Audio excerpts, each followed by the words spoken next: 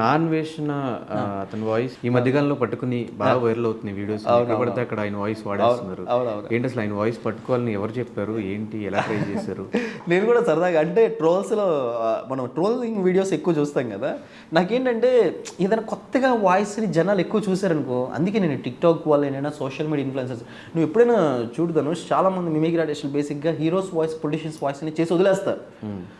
ట్రెండింగ్లో ఉన్న వాయిసెస్ని ఈ సోషల్ మీడియా ఇన్ఫ్లుయెన్సర్స్ని చాలామంది చేయరు, అంటే వాళ్ళు మనం ఏంటంటే చేస్తుంది అన్నట్టు ఉంటారు. బట్ నేనేంటంటే కనుక జనాలు దేనికి ఎక్కువగా ఎంజాయ్ చేస్తున్నారు, దేనికి కనెక్ట్ అవుతున్నారు, అవే చేసి జనాల్లోకి వెళ్ళాను.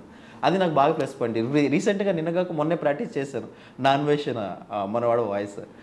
అది ఫస్ట్ టైం నేను ఐడ్రీమ్లో చేయడం, ఇంతవరకు ఎక్కడ చేయలే.